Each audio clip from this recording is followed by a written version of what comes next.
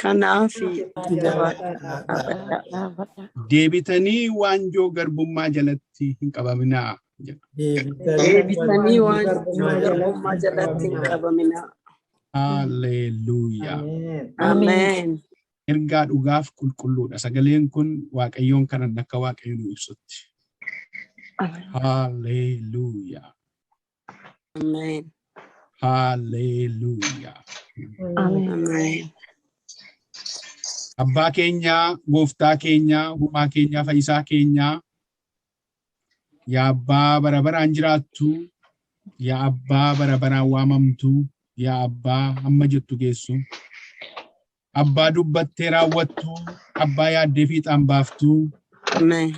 Waaqa waaqotaa, mootii moototaa, yaa Waaqa Abrahaam, yaa Waaqa Yisihaaq, yaa Waaqa Yaaqoob, yaa Waaqa Daani'el, Waaqa afaan leencaa keessaa nama baaftu, yaa Waaqa Eliyaas, Waaqa abiddaan deebiftu, yaa Waaqa Miisaaq Abdinnaagoo, Waaqa abidda keessaa nama fuutu, Waaqa waaqotaa, mootii moototaa, galanni guddaan maqaa Kiristoos Iyesuusin siif haa ta'u. Hallelujah. Ulfinni Waaqa irratti lafa irratti siif haa ta'u. Kanaaf obboloonni koo yaa Waaqayyo bakka garaagaraa teenyee lafati jiraadhaa jette jiraannee lafati nu keessa teenyee har'a yaa Waaqayyo si Waaqayyo abbaa keenya isa tokkicha jalatti miilla kee jalatti yaa Waaqayyo sassaabamneerra. Biyya garaagaraa teenyee yaa Waaqayyo haala mijatuuf haala mijanne keessa teenyee dubbii kee isa jiraataa fi dubbii kee isa ulfina qabu sanaaf yeroo laannee dura kee dhufneerra. Situ yeroo kana nuuf kenne, situ iddoo kana nuuf kenne, situ mana kana nuuf kenne. Hallelujah. Situ yaa Waaqayyo nu barbaade, situ nu jaallate, situ nu fo'ate. Hallelujah. Situ yaa Waaqayyo waan jechuu barbaadu qabdaaf walitti nu waamte bara baraan galanni guddaan oqubaan bara baraan siif haa ta'u.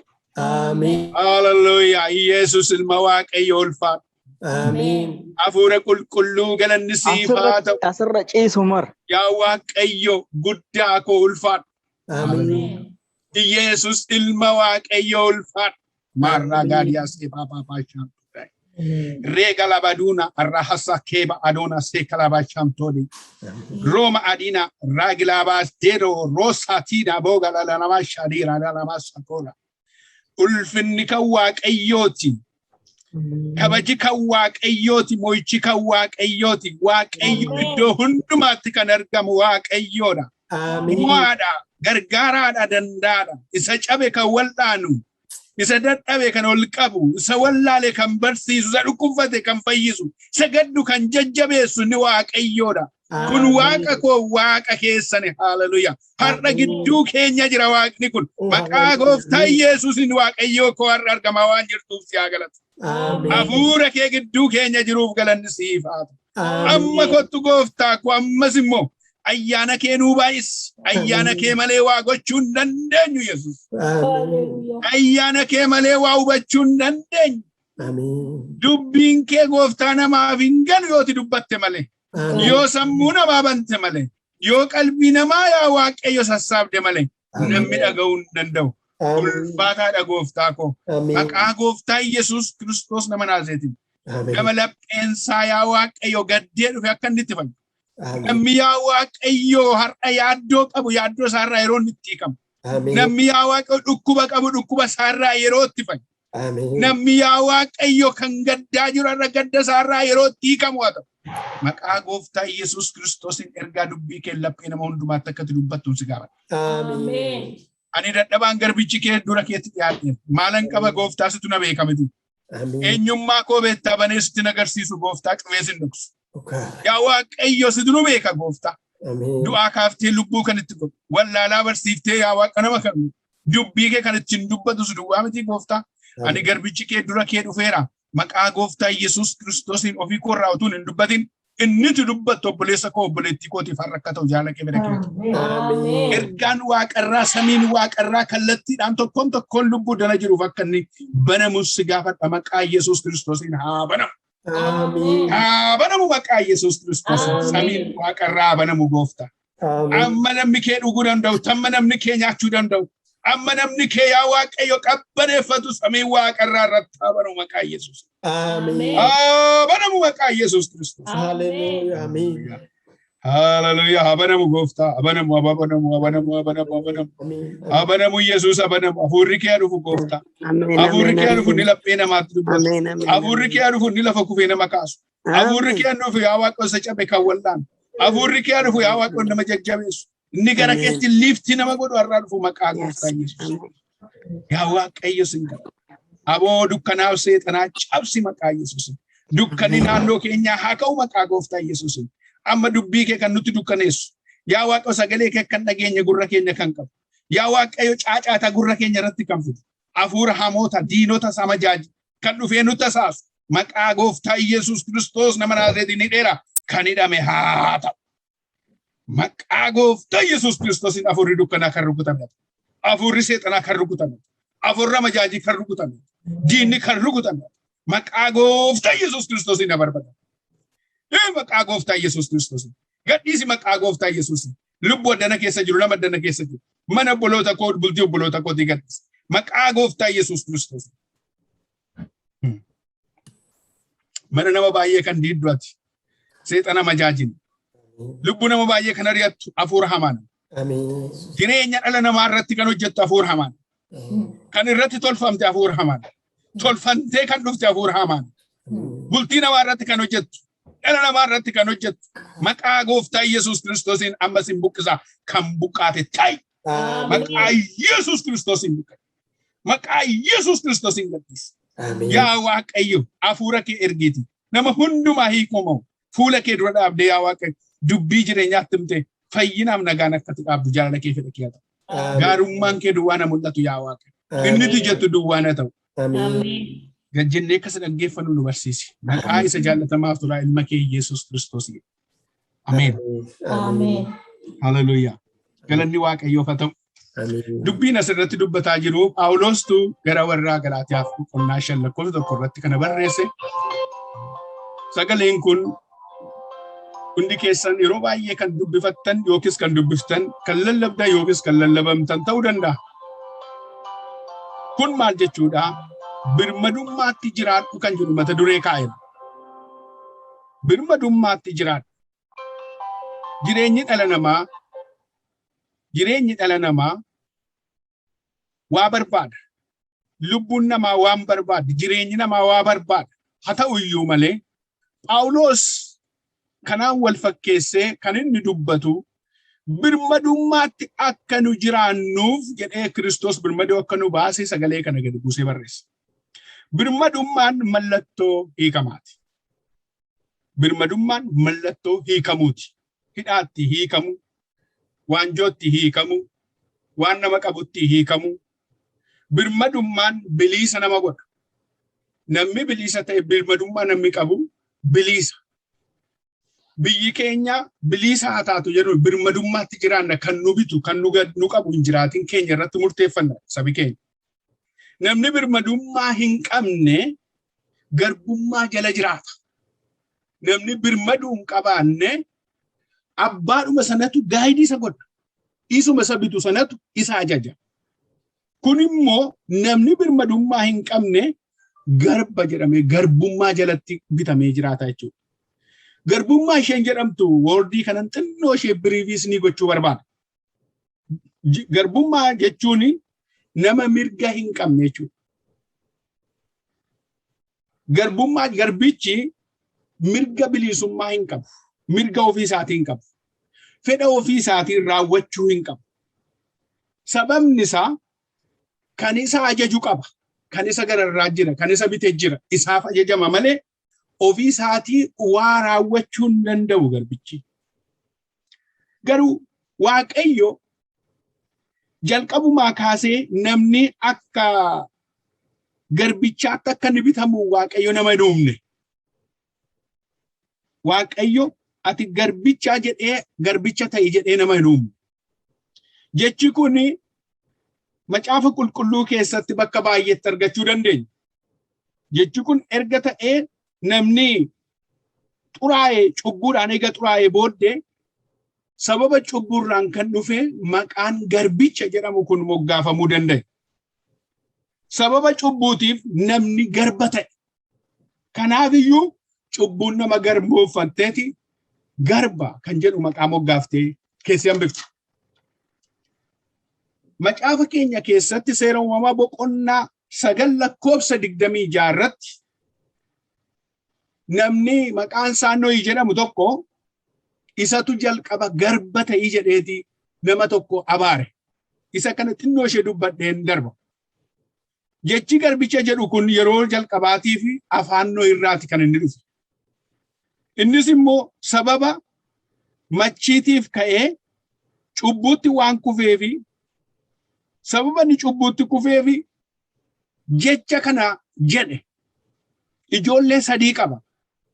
Ijoolleen Nohi akkuma isin beektan warra badii booddee gabadiisa bishaan badiisaa booddee warra maatii isaanii wajjin hafan Seem, Kaam, Yaafet warra jedhamanii. Nohi machaa'ee qullaa isaa ciise. Machii isaatiin kan ka'e waan machaa'eef of hin beeku qullaa isaa ciisaa iyyuu ijoollee isaa keessaa inni Kaam jedhamu kuni dhufee qullaa abbaa isaatii argee itti kolfee sokke. Obboloota dhaqeetti waame. Innis eenyu waame? Seemiif Yaafetiin dhaqeetti waame. Ilaalaa waan abbaan keenya fakkaatu qullaa abbaa keenyaa ilaalaa itti kolfe. Kana booda namichi ega irribaa ka'ee machiin sun egarraa galee booddee innis waan ilmi isaa xinnaan sun hojjete sana waan bareefi kan akkasittiin jedhe lakkoofsa 26 irratti isa nama isinitti maayiru Waaqayyo gooftaa inni kan Seem haa eebbifamu ega jedhe Kana'aaniif garbicha Seem haa ta'u jedhe. Akkasumas Waaqayyo gooftichi inni kan Seem haa eebbifamu jedhee dubbata. Kana'aan garbicha Seem haa ta'u. Seem jechuun immoo hangafa mucaa isaatiiti. Inni quxisuun sun isa hangafa sanaaf garbicha haa ta'u. Keessuma lakkoofsa 25 irratti gara booddee deebitanii dubbifatan kanarratti Kana'aan abaaramaa haa ta'u, obboleeta isaatiif immoo garba garbootaa haa ta'u jedheen. Abaaramaa haa ta'u, lammata immoo garbicha isaati obboloota isaatiif immoo garba garbootaa haa ta'u jedhee maqaa kenne. Achirraa dhufe garbummaa kan jedhamu. Sababa cubbuu, innis cubbuu sababa inni machaa'ee qullaa isaa rafeef, sababa inni of wallaaleef. Waa'een dhugaatii kun baay'ee rakkisaadha. Namni dhugaatii dhugu waan godhu hin beeku. Namni dhugaatii dhugu tarii of dagachuu danda'a. Sababi dhugaatii kanaa namicha kana qullaatti akka hambise ergina. Fakkeenya nama tokko yoo isinitti minatti tola nama machaa'ee of wallaale tokko. Namicha dhugaatii dhugee of wallaalee adeemu tokko tureedhan. Namichi kun karaa irra otuu deemuutii kufee jennaan of wallaalee of hin beeku. Otuun ni kufee jiru hattuun bakka sanatti itti dhuftee namooti arganiidhan. Hattuun argitee waan inni qabu hunduma isaa boorsaa isaa keessaa tokkotu nambisin horii isaa, warqee isaa, caammaa isaa, uffata isaarraa bulluqanii baastee irraa baafattee sokkite. Paantii isaa duwwaatti hafnitee sokkite. Kana duwwaa miti hin sokkine iyyuu achuma dhaabattee kana booddee immoo maalirraa fudhannaa itti yaadde inni of hin beeku amma kana. Isa dhumaa mataa isaarraa ittiin goote mataarraa adde. Mataarraa addee sokkitee namichee gamachiin isaarraa galee booddee lafaa ka'eetii of ilaale. Yeroo ilaaluu boorsaa isaa keessa homtuu hin jiru. Boorsaa isaa uffata isaa ilaalee homtuu hin jiru. Caammaan ittiin jiru. Qullaa isaa ta'e. Maaliif kana maaltu akka inni godhe wayyoo jedheeti. Bakkaan akka namootiin itti birmataniif ka'inanii jedhee yeroo inni akka godhee mataa qabatu mataan irra hin jiru. Mataan irraa adaniif. Ooyi wanni kun ana miti kan biraa ta'uu danda'a itti dhiisee deebi'ee ciiseedha. Of wallaaluu Waaqayyo nama oolchu. Of wallaale machaa'eeti ofa isaa mataan irraa adamna mataa qabatee isa mataa qabatu sana mataa isaarra mataan akka hin jiru waan jiruuf ana miti. Namni machaa'u waan godhu hin beeku. Tarii namni kun yeroo kana abaarsa kana kan inni fideef Abrahaam Nohi namicha kanatti kan inni fide of wallaaleeraa machaa'eeraa ciiseeraa garuu dhala isaa abaare. dhala isaa abaare dhala isaatiin ati garbateef jedheen abaarsa karaa biraatiin garbummaa jechuun. Garbicha egaa mirga ofii isaatii hin qabu buloota koo. Sabni Israa'el waanjoo garbummaa jala akka isaan turan macaafa qulqulluun bakka baay'eetti nu dubbata. Waaqayyo garuu waanjoo garbummaa sana jalaa isaan baasuudhaaf murteesse. Seera boqonnaa 20 lakkoofsa 2 irratti ilaallattan. Seera boqonnaa 20 lakkoofsa 2 irratti galtanii yoo ilaaltan. Inni Waaqayyo gooftaa kee isa mana garbummaa biyya Gibxi keessaa si baasee jedha. Biyya Gibxi garbummaa jala sabi Israa'el baranni ture keessa mirga ofii isaatii hin qabu, mirga dubbachuu hin qabu, mirga falmachuu hin qabu, mirga jiraachuu hin qabu, bitamee hojjetee lafee jiraata. Qomoo isaatiin hin jaju, qomoo isaatiin of hin jaju, biyya isaatiin of hin jaju, humna isaatiin of hin jaju, mootii sanaaf bitama afaan qabatee jiraataa ture. Kanaaf Waaqayyo biyya Gibxi sana keessaa sabi kun akka inni miidhamaa jiru argeeti, iji Waaqayyo dursee argeeti achi keessaa isa baasuuf barbaade. Garbummaa sana keessaa biyya bilisummaan keessa jiraattu keessa. Biyya aannanii damma baaftu kanattan si gasha jedhee Waaqayyo achi keessaa akka inni kakuun saba sana baasee argina. Sabi Israa'el biyya garbummaa jala turan jechuudha. Amma sagalee nama dubbifanne kun birmadummaatti akka jiraataniif Kiristoos birmaduu nu baasee jedha. For freedom Christos has set us free. Namatti tola. Kiristoos birmadummaatti akka jiraannuuf birmaduu nu baasee jechuudha. Maalirraa? Waan itti qabamnee jirurraa. Cubbuu sanarraa, garbummaa sanarraati Kiristoos dhufee birmaduu nu baase. Kiristoos hidhaa nama qabee jiru wanta nama psychologically hidhamee nama jiraachuu danda'a. Namni waan garaa garaan qabamee jiraachuu danda'a. Garuu Kiristoos dhufee birmaduu nu baase. Firii nu godha. Firiidamiin akka jiraannu. Kanaaf Kiristoos akkuma kana godhe kiristaanonni kamiyyuu birmadummaatti jiraachuun jaalala Waaqayyooti. Namni kamiyyuu birmadummaan jiraachuun jaalala Waaqayyooti. Kanaaf Qorontoos isa duraa boqonnaa 7 lakkoofsa 21 irraa Phaawulos akkana jedhee yeroo inni dubbatu argina. Waaqayyo yommuu si waame garbummaa jala turte kun sin dhibin. Birmadummaa argachuu yoo dandeesse caalaatti itti jabaadhu. Birmadummaa yoo qabaachuu dandeesse immoo caalaatti itti jabaadhu. Kun preferably keeti. Kun isa caalu. Waaqayyo yommuu si waame garbummaa jalaa si baasee Waaqayyo. Ati hidhaa wayii keessa turte. Kan nama qabee jiru maal akka ta'e garbummaa jala bulan maal akka ta'e boodan ni ilaalla. Qabxii lamaan tokko duwwaan dubbadha gara qabxii 10 jira isa kaan yeroo biraan dubbachuu barbaada.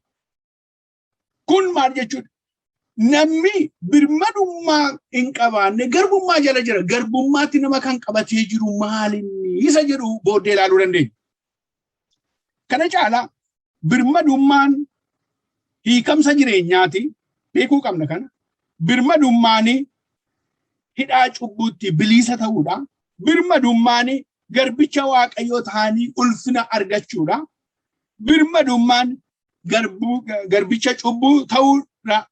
Garbicha cubbuu ta'uun salphina akka inni ta'e nama hubachiisa. Garbichi gooftaansaa wanta inni godhu hin beeku. Garbichi gooftaas immoo akka ulfeessuuf garbichi gooftaasaa akka ulfeessuuf yoomiyyuu taanaan gooftaan keenya Yesuus Kiristoos jaalala isaa qulqulluudhaan kana ajaja. Gooftaan isaas immoo jaalala qulqullummaa kana akka ajaju ta'uunsaa gaarii.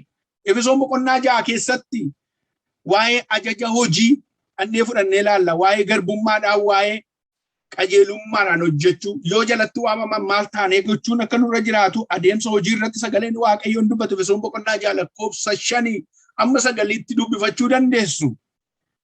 Isin warri garbummaa jala jiraattan biyya lafaa keessa warri deddeebitan warra isin hojjechiisaniif sodaadhaa. Roommaaf jedha.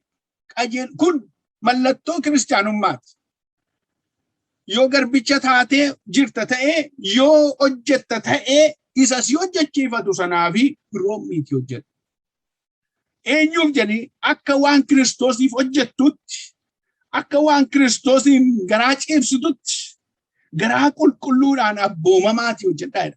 Phaawulos akka isa gammachiiftuuf iji namaa naa ilaalu jetteen hojjetin ati garbicha eega jedhamtee waamamte eega isaaf hojjetta ta'e amma inni bilisa si baasutti amma eega sii kennutti Kiristoosiin garaa guutuudhaan jaallachuu kee kan ittiin mul'iftu hojjechuu kee sanaan namicha sanaafis hojjedhu.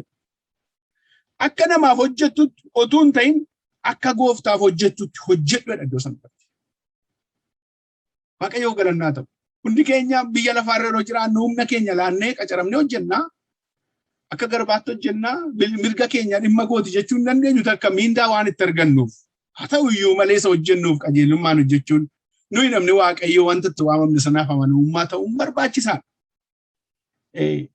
Qorontos boqonnaa 3 keessatti Qolaasaayis boqonnaa 3 lakkoofsa 22 yeroo argattan dubbifachuu dandeessu. Isin warri garbummaa jala jiraattan jedha Phaawulos.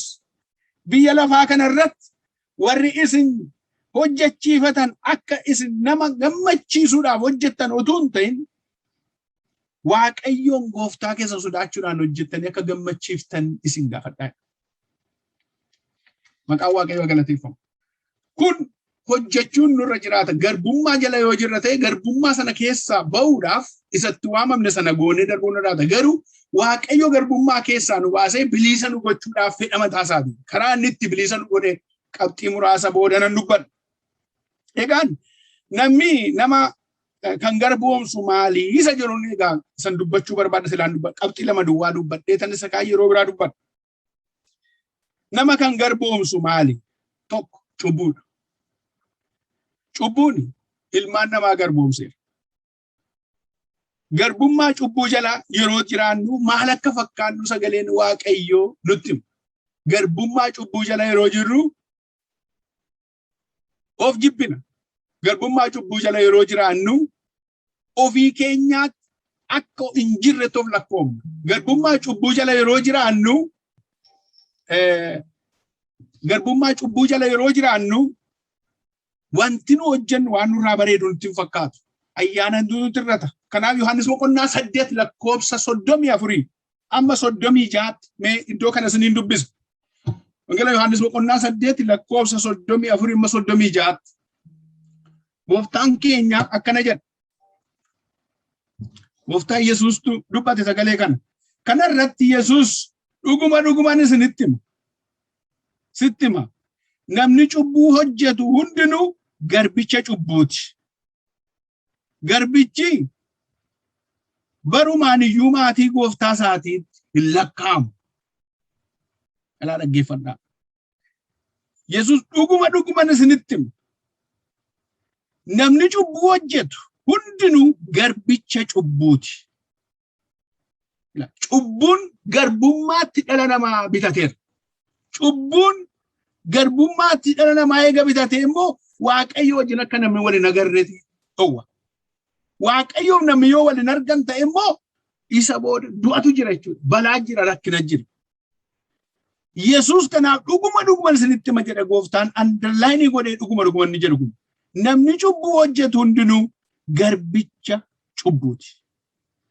Garbichi barumaan iyyuu maatii gooftaa isaatiitti lakkaa'amuu hin danda'u. Ilmichi garuu yoomiyyuu maatii abbaa isaatiitti lakkaa'ama. Garbichi maatii abbaa sanaatti lakkaa'amu. Garbicha wanta ta'e. Dhaaltuu ta'a wanta ta'e. Yoo itti lakkaa'ame dhaallumaatti lakkaa'ama. Dhaalatti yoo lakkaa'ame immoo kan abbaa sanarra fudhata wanta ta'eef itti lakkaa'amu. Ilmichi garuu yoomiyyuu taanaan maatii abbaa isaatiitti lakkaa'ama. Hallelujah. Ergaan isiniif qaba sanatti. Waaqayyo gooftaan isin garbummaa keessaa gooftaa Yesuus isin baase maatii Waaqayyo akka taatan isin godhe. Yesuus sagalee masaa kanaan kan isinii mirkaneessa. Ilma Waaqayyoo ta'uun amanuu keessaniin ilmummaatti lakkaa'amtan. Garbummaa keessaa, raaree cubbuu keessaa gooftaa Yesuus isin waameeti gara ilma Waaqayyoo isa dhaaltuu sanatti akkasin dabartan isin godhe. Lakkoofsa 36 irratti maal jedhaa? ilmichi yommuu birmaduu isin baase egaa isin warra birmaduu baatanidha. Ilmichi yommuu birmaduu isin baase egaa isin warra birmaduu baatanidha. Ilmicha da birmaduu isin baase isin warra birmaduu baatanidha. Isin warra bilisa baatanidha.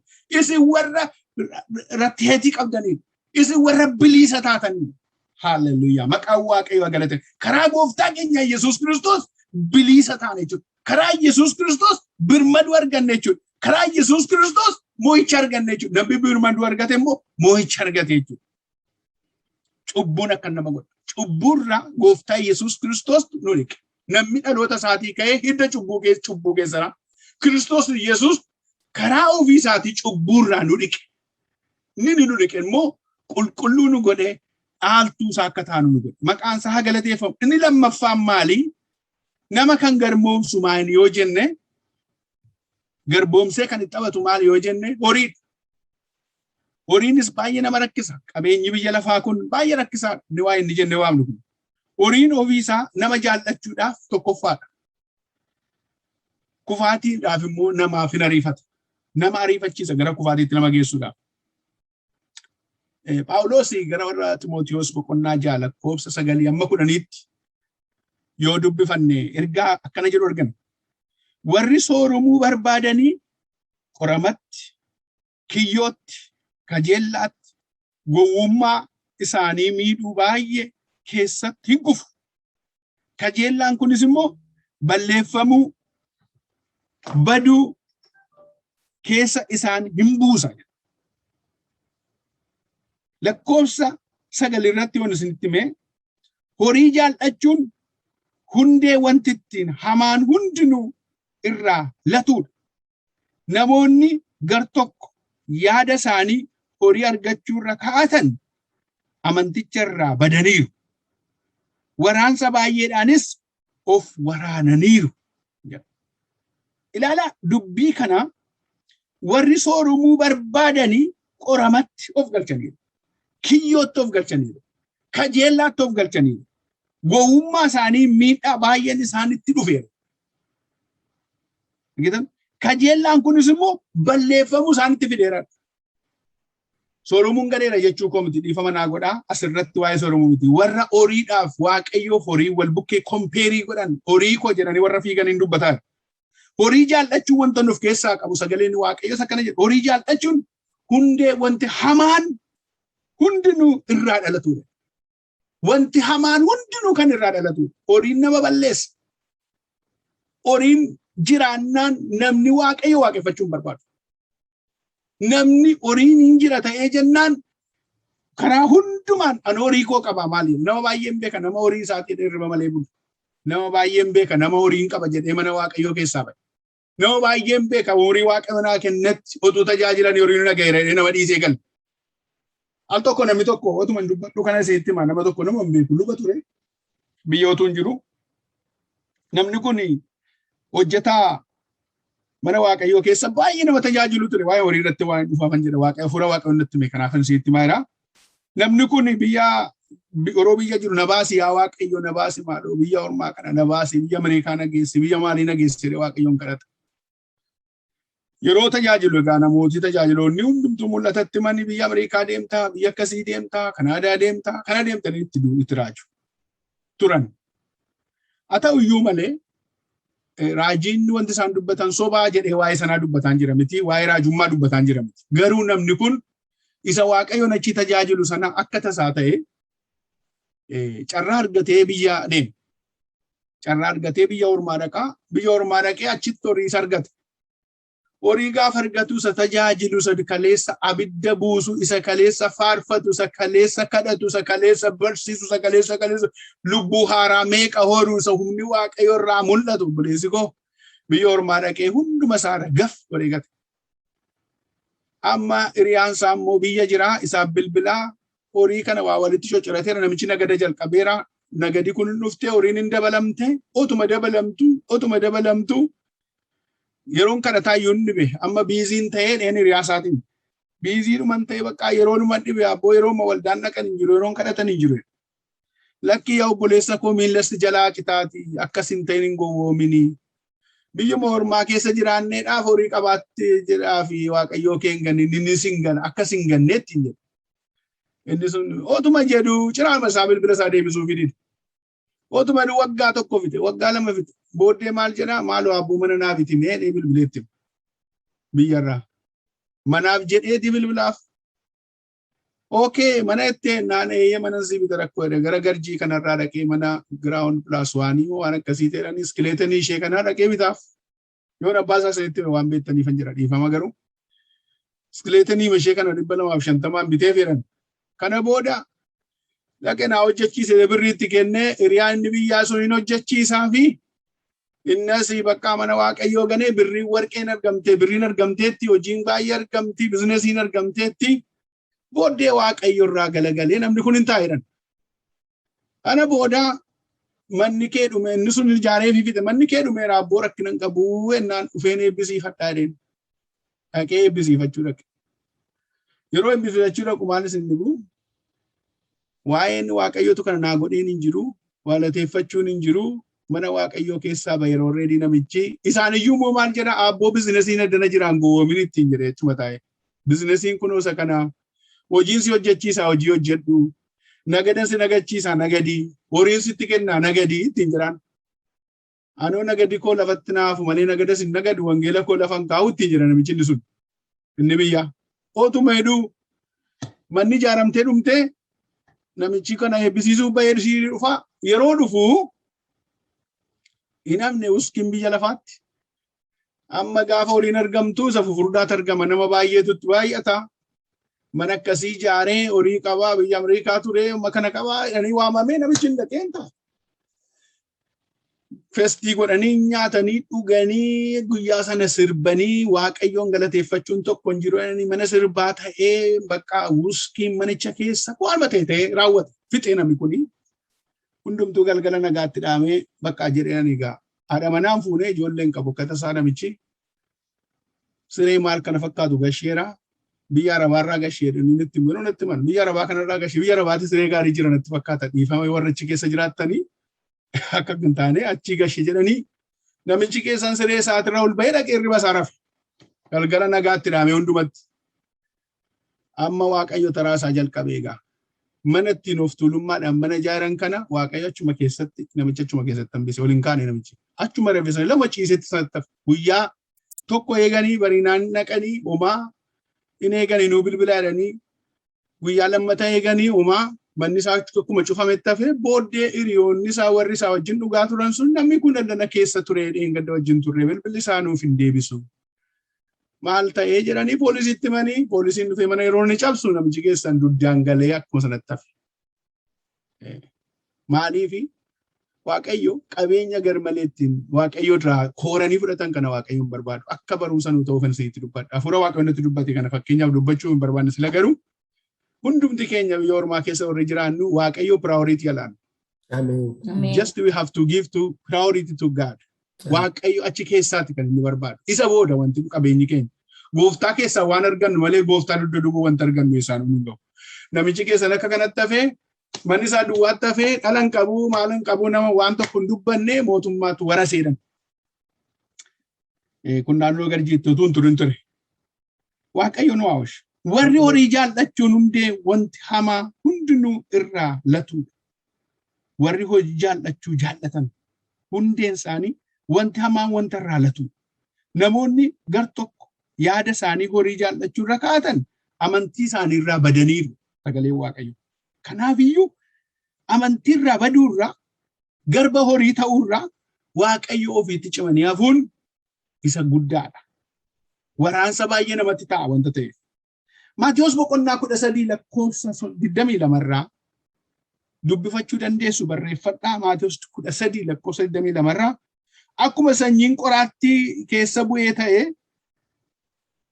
akkasumas namni dubbicha hin dhaga'a. Kana booddees immoo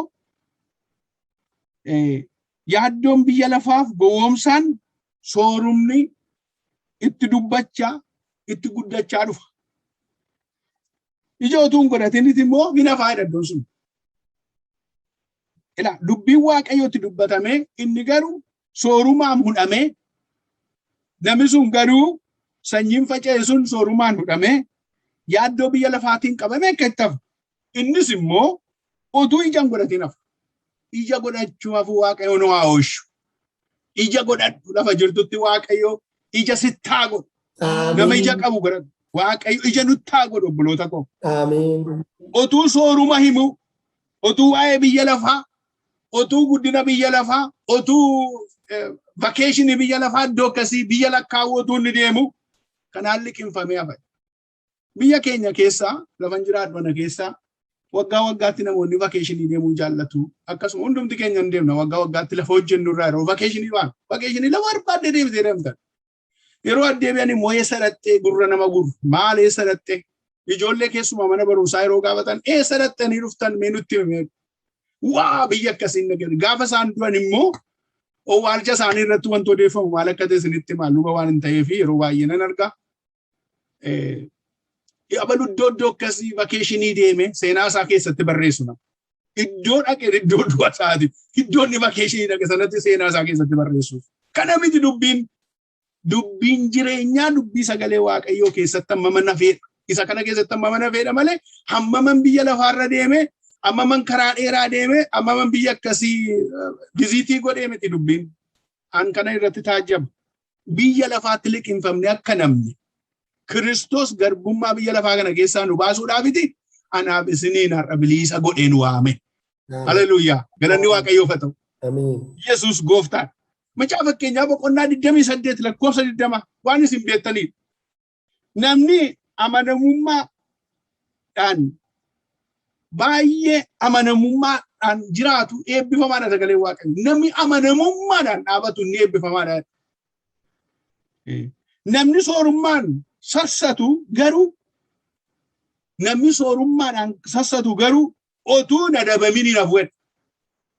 Soorummaadhaan namni sassatu an akkas godheera an birrii amma nan qaba an warqee amma nan qaba man akkasiin qaba.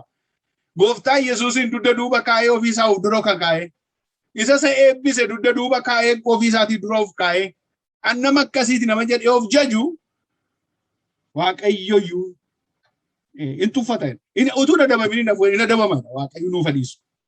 Yeroo baay'ee nama yeroo baay'ee beekumsa isaanii yeroo himan baay'ee nan dhagaa natti tola beekumsa himuun nama yaa waaqayyo duwwaan waa'ee beekumsa keenyaaf gatii itti kennu malee abalu dokteera abaluu piroofeesara abaluu jennee maqaa nama baay'ee waamna barachuun gadhee miti obboloota koo baradhaanii baay'ee gaarii garuu barumsa baranne sanaan of jajuudhaan nu waame miti Yesuus kan inni nu waame isa keessatti jiraachuu keenyaadha wanni barbaadu beekumsi keenya isa keessa yoo ta'edha kan ija godhattu beekumsi nu qabnu dokteerummaa hin qabnu piroofeesarummaa hin qabnu maastireetiin hin qabdan baachileeris hin qabdan yoo gooftaa Yesuus Kiristoos keessa ta'e malee gatiin qabu nan vaaliyu bakka vaaliyuulesi. Kanaaf waaqayyo biyya lafaa keessatti liqinfamtanii akka namni waaqayyoof amanamaa ta'e inni eebbifamaadha jedha Salamoon. Soorummaa isaatiif kan sassatu garuu otuu nadabamin hin hafu. Waa'ee biyya lafaa nama odeessuu utuu hin hafu. Soorumni waaqaan gaditti namatti kennamu soorumni waaqayyootu hin beekin namatti kennamus jireenya namaaf hin ta'u. Soorumni waaqayyo naaf kennu keessa yoo jiraadheera nagaa kan itti jiraadhu. Waaqayyo galataa fudhatu. Soorumni waaqa sitti hin ta'in waaqas nutti hin ta'in soorumni. Gooftaa nutti hin ta'in. Qabeenyi nu qabnu birrii nu qabnu hundumtu waaqa nutti hin ta'in. Kiristoos bilisa nu baase. You are freedom. You have to live in freedom. Waaqayyo kana barbaada freedomin akka jiraatu. Ciisee ka'ee namni kana abjootu otuu nadabamin hafu jedha macaafa keenya. Otuu kana hundaa nama abjootu. Kan nu ga'u buddeena keenya irraa nuu kenneenna kadhata keenya keessatti baay'een keenya beenna maal jenna kan nu ga'u buddeena keenya irraa nuuf kennu kan boriinaaf kenneenne kadhannu.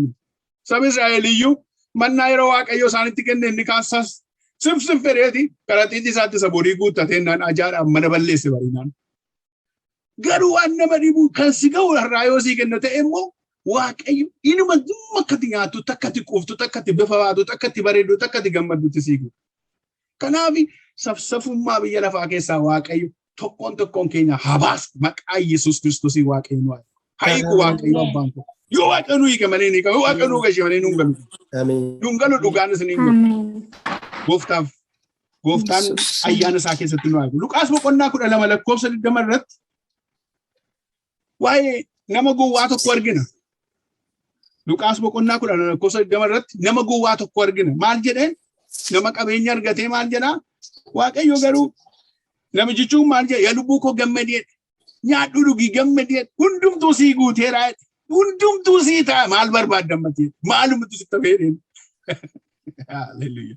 Hallelujah. Inni akkana jedha dhaggeeffadha.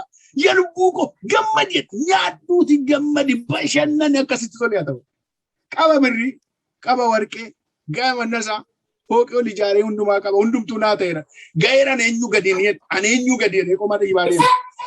Waaqayyo garuu akkana jedheen. Luqaas 12:20 irratti dubbifachuu dandeessu deebisa. Waaqayyo garuu yaa gowwaa edana lubbuun kee siduraa fudhachamuuf jiru. Egaa kanatti qopheessite kun eenyuuf haa ta'u jedheen. Galgala si keessaa fudhatamti akkuma namichicha seleseetti misana. Eenyuuf qopheessite eenyuufiti warras tar eenyuu laattare jedheen. Lammata jalqaba garuu lubbuu keenya kunuunsuudha malee wanti nu barbaachisu foon keenyaaf kunuunsuun waan biyya lafaaf kunuunsuun Kiristoos keessaa bilisa godhee kan nu baasetti garbummaatti deebinee achitti hidhamuu keenya gooftaa keenyaaf jaalala gooftaa keenyaaf. Waaqayyo galataa fudhatu. Maatiyos 6:9 irratti sagalee isin beektan tokko isin dubbisu. Yesuus immoo badhaadhummaa ofii keessanii lafarratti iddoo biliin hin nyaanne iddoo biliif daana'oon hin nyaannetti hattuunis cabsitee iddoo hattuu walitti hin fudhannetti walitti hin qabatinaa. Lafa badhaadhummaa ofii keessanii lafarra maaltu jira?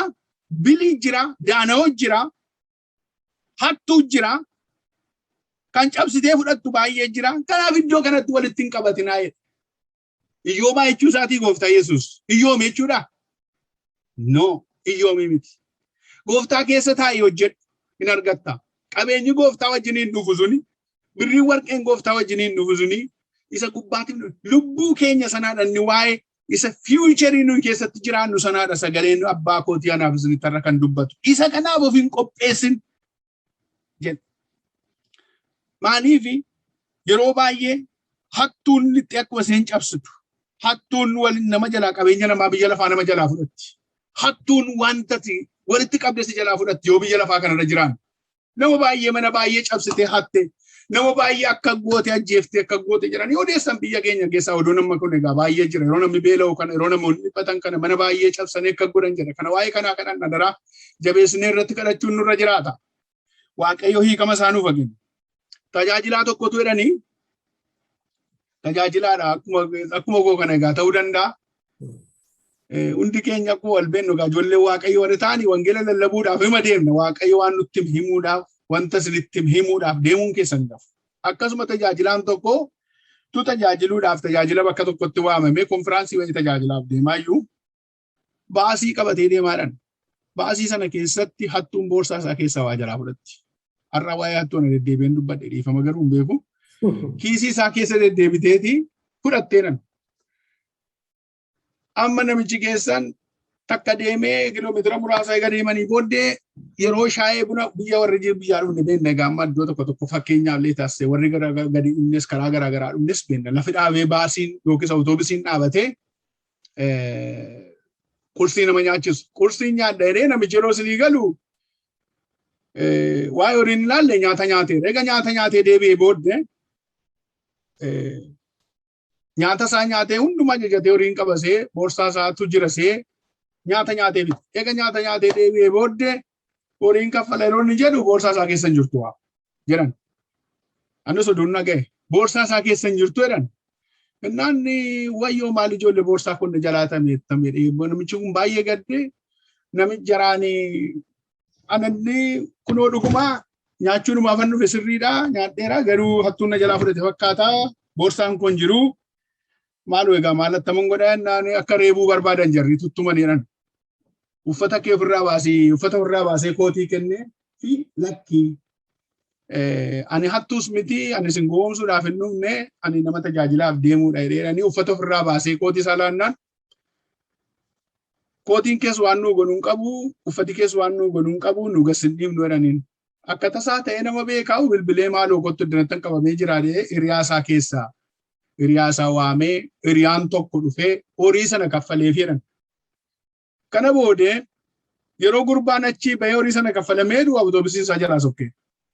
Tajaajila konfiraansii jarri waamanii eegaa jiru. Gurbaan immoo kadhadhee Waaqayyo natti dubbateera dhaqeen dubbadhee qophaa'ee isinii ka'e. Karaatti yeroo aadagaan akkasiirra ga'uu baay'ee nama gaddisiisa. Maaliin an deema kana booddee. Booda itti dhiisee gurbaan humni isa bira jiru sun makiinaa kontiraata fuudhee fi kontiraatan sii kennaatii fudhadhuutii deemee taaksii kontiraata fudhatee ka'edhan. Booddeen utuu inni deemu yeroo inni takka inni deemu akka kiiloomeetira 51 deemu baasiin inni keessa ture suni inni sila keessa turuudhaaf ture suni galagalee namni tokko namni lubbuun nama tokko namni achuma keessatti duute ishee horii jalaa fudhatte. Si'achi keessatti duute kana booddee namooti mattaawaqaa sana hundumaa namoota addaan baasuu dadhabanii jedhanii gaafa keessaa funaananii mattaawaqaa eenyuun sanni hate sana kan namichaa keessaa fuudhan. Adreesii lafa inni itti dhufe sana. Eewuni hattuttii sanatti fuudhanii lafa gurbaan sun dhufeetti kan isaatti seenanii dhaqanii maatii isaatti himanii mucaan keessan hin du'eedhanii nama fayyaa hin du'eedhanii dhaqanii boosisanii dunkaanni dhaabatee hizbiin uwwedhee maraatee mandarri yaa'ee hin du'e wayyoo tajaajilaaf bahee du'e. Inni gurbaan lakkaan hin duune gurbaan tajaajilarra jira. Gaafa kun dhumee deebi'u torban tokko booddee gurbaan keessan yeroo isin achi deebitee dhuftu galxalee Waaqayyoo ilmi Yesuus haalleluuyaa yeroo isin dhuftu dunkaana dhaabateera. Maa inni dana jiru? Maal hin duute hin jenneesiin? Maalitti hin du'e? Maal kunooti hin duuteeranii too qabeenya kee wajjin mattaawaqaa kee wajjin nuu fidani. Hattuu takka godheenaan hattuu dhannee keessaa baafnee gandaran dhiyeessanii baasinaa diinni koo awwaalamtu jedheeran. Kanaafi hattuun of waseetiyyuu karaatti hafti. Namni horiidhaaf tan safassaftu namni jireenya namaa balleessuu barbaadu akka kanatti hafti jedhanii jiran. Kun qabeenya biyya lafaatiin warra tan safassafan achuma irratti hafa. Namni warri qabeenya biyya lafaatiin warri fiigan akkas ta'anii hafu. Nuyi ijoolleen Waaqayyoo hubannaaf qajeelnaan deemna. Waaqayyoo eeggannoo nu godha. Mucaan sunis hin duune namni Waaqayyoo hunduu hojii isaa fixu malee biyya lafaa kana keessaa hin deemu. Atis Waaqayyo ergaa isiniif qabar hojii Waaqayyoo fixan malee Waaqayyo biyya lafaa kana keessaa isin hin deemsisu. Eebba baay'ee jira, nama baay'ee jira, nama Waaqayyo ittiin hojii hojjetu. Waan nama dhibu dhugaadhaaf warri Waaqayyo natti hima. Waaqayyo nama baay'eedhaan hojii isaa hojjeta. Lubbuu baay'eetas keessaa Waaqayyoon eebbifama hara. Waaqayyo nama baay'eedhaan hojii isaa jalqabeera. Galanni Waaqayyoof haa ta'u. Kanaafuu namni qajeelaan hin oolaa jechuudhaaf isiniin jechuu barbaada. Birriin jiraateedhaaf dhibeedhaaf jiraanna miti. Fayyaana jiraatu malee hin jiraatta. Gooftaa keessatti qabame jiraattu malee hin jiraattu homaan dhabdu. Manni kee gadi hin bu'u, jireenyi kee gadi hin bu'u. Haalli kee gadi hin jiru. Lafa isinitti hin tolle keessa jiraattu ta'a. Baay'een keessan tarii lafa isinii mijanne keessa jiraachuu dandeessu ta'a. Waan nama dhibu isa isinii mijatu Yesuusiin keessa waan jiraataniif gammada. Gooftaa keessa jiraachuun keessan qabeenya hundumaarra caala. Mana namaa keessa hojjedhaa. Iddoo barbaadanii hojjedhaa. Inni kaan deebiin isiniif hin deebiin haa ta'u. Inni kaan immoo lafa isinii mijate keessa jiraatu. Inni si mijates Gooftaa keessa jiraatu. Inni si hin mijatinis Gooftaa keessa jiraatu. Yesuus achi keessatti sin dhiisu si baasa malee hamaatti dabarsee sin kennu. Kan immoo Waaqayyo birmadummaatti akka jiraattuuf si kaa'eera. Haalleluuyaa. Garbummaa keessaa gara birmadummaatti akka dabartuuf Yesuus har'a nu waamee jira. Amen. Egaa hundumti keessanii jedhee Luqaas boqonnaa 12:15 irratti kanatti fufee hundumti isaanii ilaalladhaa. Sassata hundumaattis of eeggadhaa. Jireenyi eenyullee baay'ina qabeenyaarraa hin dhaabatu. Kanaafuu ilaalladhaa. Sassata jireenyaarraa of eeggadhaa. Jireenya keessan qabeenyarratti duwwaa gattanii dhiisinaa. Jireenya keessan Kiristoosiin keessatti of dhossaa jedha Luqaas boqonnaa 12:15. Hallelujah. Jireenya Kiristoos keessa jiraachuudha qabeenyi. Jireenya Kiristoos keessa jiraachuudha ulfinni. Jireenya Kiristoos keessa jiraachuudha fayyinni. Hallelujah. Namni akkasii cabsee deema. Namni akkasii darbee deema. Namni akkasii kan isa qabu hin jiru. Yesuus Gooftaadha. Kanaaf sagalee abdii Waaqayyoo warra nutti dubbatu keessaa waaqayyo waan si barbaachisu hundumaaf garboota isaatiif waaqayyo ni kenna. Siif kenna waaqayyo. Amen. Waan si barbaachisu waaqayyo siif kenna. Garboota isaatiif waaqayyo tun kennin hin dabarre. Hallelujah. Akkuma beenu seera uumamaa boqonnaa 26 lakkoofsa 23-24 tti dubbifachuu dandeessu. Jesus. Kan waaqayyo seera uumamaa boqonnaa 26-23 yeroo qabaattan dubbifachuu dandeessu barreeffadha. Ani waaqayyo isa kan abbaa keetii Abrahaam ani isa si tolcheedha si wajjiniin hin jira. Ati hin sodaatin garbicha koo Abrahaamiif jedhee sin eebbisa jedhe Yisihaaqin waaqayyo gooftaan. Sin eebbisa hin sodaatin ati garbicha kooti. Kamiin keessa teessee hin sodaatin. Haala keessa teessee hin sodaatin. Wanta sodaachisu keessa teessee hin sodaatin. Inni naa sodaachisu jira jedhe. Kanaaf iyyuu ani immoo sin eebbisa jedhee dubbata sagalee waaqayyo. Kanaaf garbicha isaa waaqayyo hin eebbisa. Nama isaa waaqayyo hin eebbisa. Haala kam keessattuu waaqayyo dhiisee hin beeku. Yesus Kristos gooftaan. Waaqa nama eebbisu waaqessina. Waaqa waa'ee keenya beeku waaqessina. Waaqa dhuunfaatti nu beeku waaqessina. Ani waa'ee kee beekan inni jedhu. Waan si yaadanatu beeka jedhe gooftaan. Raajii Ermiyaas boqonnaa 29 lakkoofsa 11 hundi keessan beektan. Waan isin yaadanatu beeka jedhe. Eenyu beekan anatu beekan. Baga kan biraan hin beekin. Baga diinni kee hin beekin. Baga eenyuyyuu hin beekin. Waaqayyo sii beeka jedhe. Waaqayyo inni si dabarsu, inni si jiraachisu, inni si dhaabu har'as jira, boris jira, bara baraan jiraataa. Yesus Kristos gooftaan. Sababii maaliitiif? Sababii ati kan Yesus taateef. Sababii maaliitiif? Sabummaa gaarummaa keetiitiif. Sababii Kristos waa'ee kee fixeef. Sababii maaliitiif? Sababii Yesus Kristos waa'ee kee raawwateef. Waan si jaallateef. Si jaallate waan jedhu. Hallelujah. Galanni gooftaaf haa ta'u. Yohaannis duraa boqonnaa 3 lakkoofsa 9 irratti hundi keessan waan beektan namni mucaa waaqayyoo ta'e hundinuu sanyii waaqayyooti. Waan ta'eef cubbuutti qabamee jiraachuu hin danda'u. Mucaa waaqayyooti wanta ta'e. Mucummaan waaqayyoon nuu kenna. Diinni akkati mucaa waaqayyoon taane sitti dubbata. Seexanni ati mucaa waaqayyoo miti siin jedha. Waaqayyo gooftaan akkana garuu ati mucaa waaqayyoo. Haalleluuyaa. Namni mucaa waaqayyoo ta'e hundinuu sanyii waaqayyooti. Waan ta'eef sanyii waaqayyoo jechuun immoo isa dhaalu jechuudha. Isa argatu jechuudha. Isa fudhatu jechuudha. Isa waaqayyo wajjin hafu jechuudha. Sanyii waaqayyoo waan ta'eef cubbuutti qabamee jiraachuu hin danda'u. Cubbuurraa adda. Waaqayyo qulqulluudha. Namni isaas qulqulluudha. Waaqayyo qulqullummaatti nu waame qulqullummaatti akka jiraannu barbaada. Yesus Kristos gooftaan. Karaa Kristos Yesus hundi keenya cubbuu keenyatti kan nu qulloofne karaa Kristos Yesus jechuudha. Kiristoosin birmaduu nu baase. Kristos cubbuutti birmaduu nu baase. Birmaduutti jiraadhu. Birmadummaatti akka jiraannu nu barbaada. Cubbuu kee lammata wanti lafa si ilaalchisu hin jiru. Wanti lammata lafa nu ilaalchisu hin jiru. Wanti akka garbummaatti nu qabee jiru hin jiru. Yeroo biraa cubbuun akka inni garbummaatti akka inni nama qabuun isin barsiisa yeroo argatu. Sodaa malee, naasuu malee, sodaa malee, naasuu malee jiraachuu akka dandeenyu waaqayyo birmadummaatti akka jiraannu nu barbaada. Namni isa bilisa godhee tamanu namni waaqayyoon bilisa isaa godhatee jifatu waanjoo garbummaa jalatti hin deebi'u. Namni waaqayyo bilisummaadhaan jiraata waanjoo garbummaatti hin deebi'u. Yoo gadde illee deebi'ee waaqayyo ol isa qaba.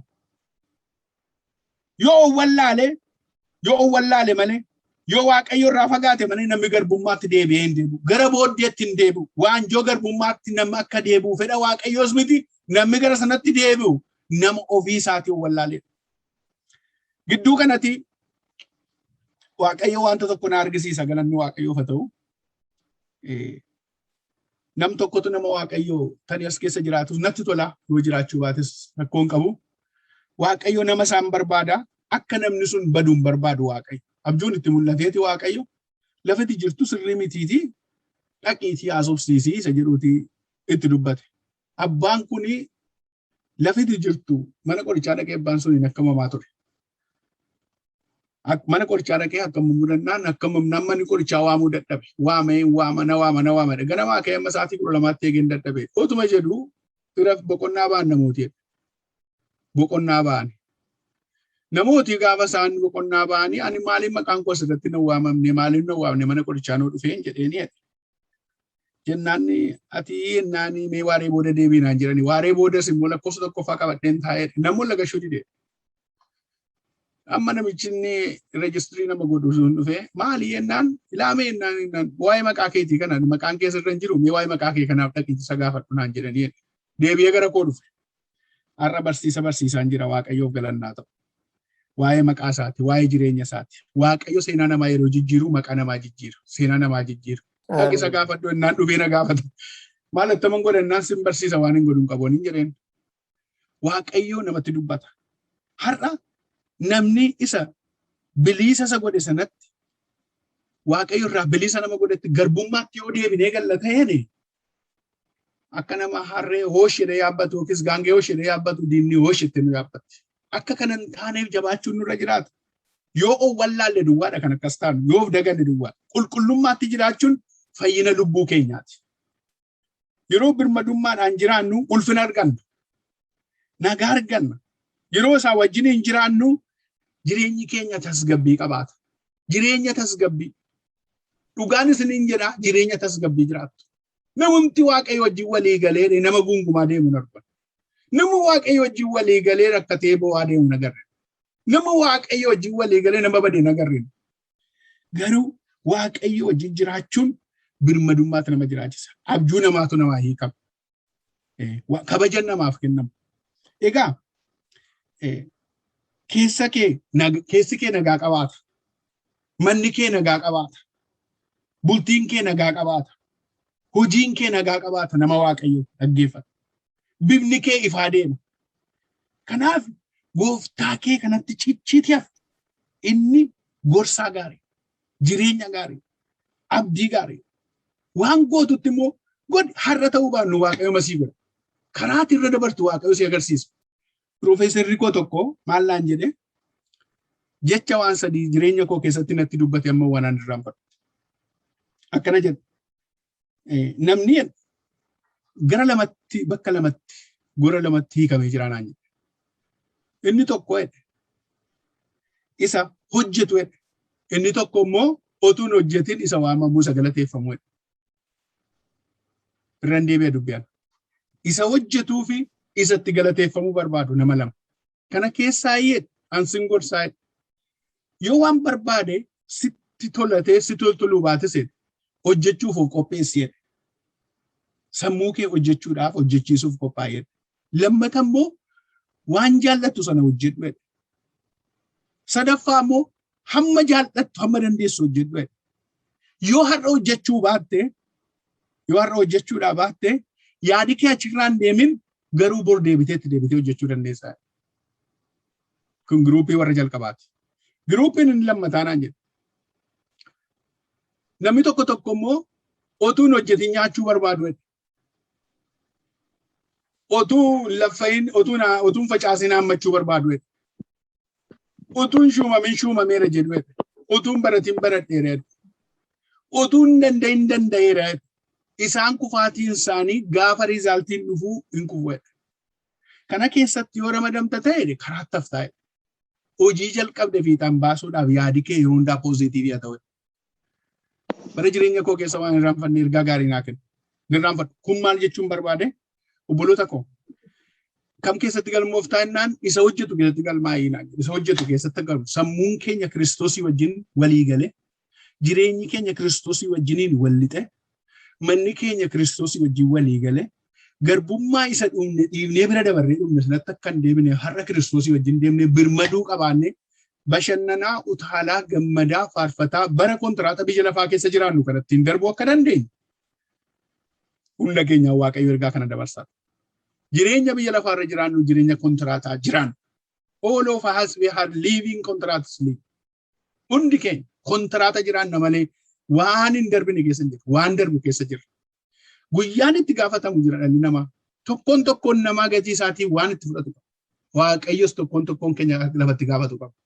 Kanaafuu isa birmaduu nu baasa sanatti hidhamne, isa nuuf du'e sana yaadanne, isa tamanne sana fudhanne fuula keenya dura deemuutu nurraata malee booddee keenya deebine haalaaf huneetaadhaan qiraaqinboo biyya lafaa kanaan ofiinee akka namne har'a Waaqayyo anaaf isin barsiisa.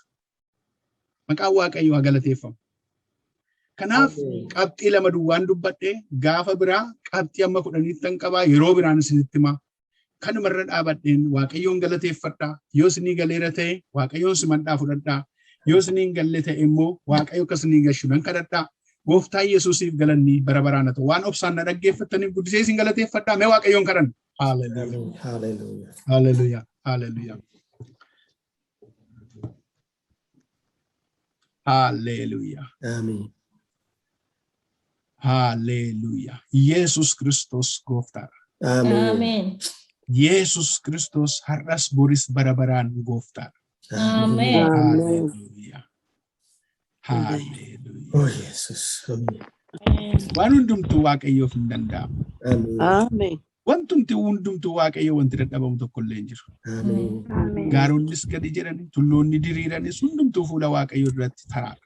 Har'a wanti sin qabu, wanti garbicha sin godhu, wanti fuula Waaqayyo duraa sin dhorku, cubbuu haa ta'u, seexanaa haa ta'u, qabeenyaa haa ta'u, waan barbaachisaa haa ta'u, firaa haa ta'u, kun hundumti isaanii iddoo hin qaban. Yesus garuu isiniif iddoo qaba. Hallelujah. Amen. Yesus iddoo siif qaba boleettii koo. Amen. Yesus iddoo siif qaba boleessa koo. Hallelujah. Hallelujah.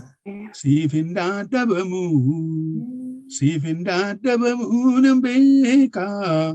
Jireenya koo keessatti humna keessa guddaa argeera. Hallelujah. Siif hin Amen. dadhabamu, siif hin dadhabamu nan beeka.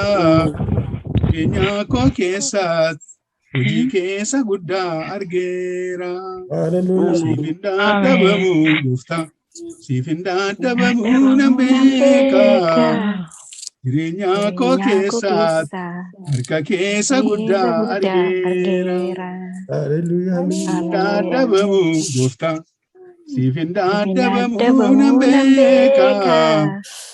Jireenya koo keessatti hojii keessa guddaa argeera. Siif hin dadhabamu, siif hin dadhabamu nan beeka. Jireenya koo keessatti irree keessa jabaa argeera. Oduu miti kuni kananii dubbadhu, ija koo si arge, si olla fuudhu, galaana bubbisu, jalaa kan na baase, harka kee mitiire gooftaa, du'aa kan na kaase. Dadhabamu nan beeka. Jireenya koo keessatti humna keessa guddaa argeera. Siif hin dadhabamu, siif hin dadhabamu nan beeka. Jireenya koo keessatti hojii keessa guddaa argeera. Siif hin dadhabamu, siif hin dadhabamu nan beeka. Jireenya koo keessatti irree keessa jabaa argeera. Hallelujah, hallelujah. Har'as maal dadhabde? Waaqa jiraata, afii deebii dhaabee, situ hiika laata. Jireenya mancaa'e, si deebisee dhaaba, sitti addaan baanu dhuunto, si jireenya dhaalla. Siif hin dadhabamu, siif hin dadhabamu nan beeka. Jireenya koo keessatti na keessa guddaa argeera. Siif hin dadhabamu, siif hin dadhabamu nan beeka. Jireenya koo keessatti hojii keessa guddaa argeera. Siif hin dadhabamu, siif hin dadhabamu nan beeka. Jireenya koo keessatti irree keessa jabaa argeera. Galeen dubbii kee nama jiraachisa, lafa kuufan keessa kutee nama baasa. Kana maal jennaare Sodaan arraasi silaalee deemna gooftaa gara fuulduraatti. Dadhabamu siifin dadhabamu nan beeka jireenya koo keessaatti na keessa guddaa argeera. Siifin dadhabamu nan beeka jireenya koo keessaatti hojii keessa guddaa argeera. Siifin dadhabamu nan beeka jireenya koo keessaatti irree keessa jabaa argeera. Hallelujah, hallelujah, hallelujah, hallelujah. Arras wanti waaqayyoo dadhabame hin jiru. Arras wanti waaqayyoo waa'ee kee dadhabame hin jiru. Waa'ee keessanii wanti waaqayyoo dadhabame hin jiru. Hallelujah, hallelujah, hallelujah, hallelujah. Inni waaqayyoo dha kophaa Inni waaqayyoo dha kophaa yaada keessan qalbii keessan yaada waaqayyoo keessa gashaame waaqayyo waan haaraa godha seenaa jijjiira waaqayyo waan addaa godha waaqayyo baay'ee waan nama baay'ee waaqayyo ni fayyisa waaqayyo har'an ilaala waaqayyo lafa gatamanii kaasa waaqayyo waan dhaban hin kenna waaqayyo waan itti yaaddaan ittiin darba waaqayyo waan itti yaaddoftutti darba. Kasi yaadde sutarra waaqayyo sii darba waan sodaachisee jirutti waaqayyo sii darba lafa si qabee jiru waan si qabee jiru keessaa si baasa harki waaqayyo bal'aadha gurri waaqayyo guddaadha yaadi waaqayyo adda waaqayyo waaqa hallelujah ni danda'ama waaqayyo hin danda'ama wanti waaqayyo dadhamu takkaadhuma hin jiru hallelujah inni waaqayyoodha ati waaqayyoodha. Waaqa hundumaati garunni gajjaduusi loonni diriiru galee kee hirkii maaloo dhibboona hiikamu. Ati waaqayyoodha arras waaqa hundumaati garunni gajjaduusi loonni diriiru galee kee hirkii maaloo gaaffii na deebi'u. Ati waaqayyoodha yoomuu. Waaqa hundumaati garunni gajjaduusi loonni diriiru galee kee hirkii maaloo dhibboona hiikamu. Ati waaqayyoodha yoomuu waaqa hundumaati garunni gajjaduusi loonni diriiru galee kee hirkii abbaa gaaffii na deebi'u. Waaqayyoodha yoomuu waaqa hundumaati garunni gajjaduusi loonni diriiru galee kee hirkii abbaa gaaffii na deebi'u. Waaqayyoodha yoomuu waaqa hundumaati garunni gajjaduusi loonni diriiru galee kee hirkii abbaa dhibboona hiikamu. Dandeessa waaqayyoo koo. Waaqoon dandeessa. Abbaa gaarii sin qaba. Sin beeka uduunan si beeka miti gooftaan. Uduunan si beeka miti an fuulattan si beeka abbaa koo. Abbaa gaarii akkati taateen beeka waaqayyo waaqa koo akka taateen beeka waaqayyoo koo. Buloota koo fudheen fuula kee duratti dhiyaadheera waaqayyoo koo. Waaqayyoo koo waaqa waaqota akka taateen beeka abbaa koo. Waaqa gadi bu'ee ol nama fuudhuun si beeka gooftaa koo. Waaqa rakkina keessa nama baasu ta'uu kee beeka gooftaa. Waaqa yaaddoo namaatti darbu ta'uu kee beeka gooftaa. Waaqa yaada kee keessa nama gashu ta'uu kee beeka gooftaa. Waaqa nama jaallatu ta'uu kee beeka gooftaa. Ulfinni kee maqaa gooftaa Yesuus Kiristoos inni gidduutti haa ta'u. Hallelujah. Haa ta'u maqaa Yesuus. Haa ta'u maqaa Yesuus Kiristoos. Maqaa gooftaa Yesuus Kiristoos. Gurri kee waaqa inni gidduutti haa ta'u yaa gooftaa. Gurri kee inni dadhabaa kaasu haa dhufu gooftaa. Aburri kee inni cabaa wallaan haa dhufu gooftaa. Aburri kee inni du'aa kaasu haa dhufu gooftaa. Du'ee guyyaa afur ta'e yaa gooftaa kan dhaqee waamte ka'i jettee jette gooftaa Afuurri kee yeroo sana haadhumu Yesuus. Amiin. Kun irratti maqaa Yesuusin. Amiin. Waan du'e irratti haadhumu Yesuus. Amiin. Raawwatame irratti haadhumu Yesuus. Amiin. Waan gatii dhabe jedhame irratti haadhumu Yesuus. Amiin. Maqaa gooftaa Yesuus Kiristoosin. Maqaa gooftaa Yesuus Kiristoosin kadhadha gooftaa. Situ birmaduu nu baase garbummaa keessaa gara birmaduutti nu fide. Lammata garbummaatti hin deebinaa nuun jette. Dubbiin kee dhugaadha gooftaa. Nus gara booddeetti hin deebinu. Si fudhannee fuula dura deemna. Maqaa gooftaa Yesuus Kiristoosin tokkoon tokkoon keenya gargaara. Amiin. Haleluuyaa nu gargaari Yesuus. Amiin. Hafuura Waaqayyoo nu gargaari. Amiin. Waaqayyoo nu gargaari. Amiin. Asa cabaa wal'aantuu kottu. Amiin. Baakaaftuu kottu. Amiin. Yaamaa bantuu kottu. Amiin. Tanaaf adiirsituu kottu. Amiin. Rakkataa gargaartuu kottu. Amiin. Ramanaa dhayyeessaa irrattuu kottu. Amiin. Gortee nama waamtu kottu. Amiin. Yesus kottu. Kottu Yesus kottu si gaafataa kottu gara kee. Kottu sa yaa gooftaa gosa mana qaraxxuu dhattee kottu. Isa namni tuffate bira kan nattu kottu. Amiin. Namni bira darbe bira kan nattu kottu Yesus ko hafuura kee. Hafuura kee ergi maqaa gooftaa Yesus. Hafuura kee nu ergi tokkoon tokkoon keenyatti buyyaa Waaqayyo. Amiin. Reenya buloota kootiitti buyi gooftaa. Gaafii buloota kootii irratti kottu gooftaa.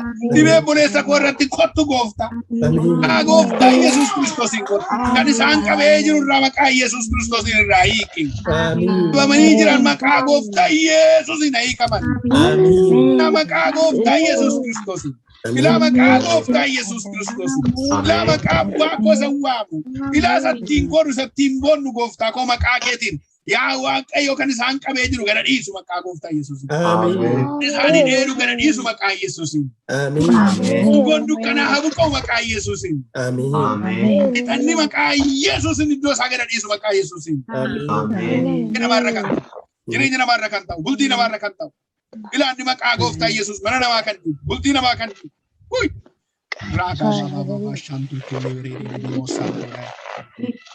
Jireenya Waaqayyootti jiraachuu.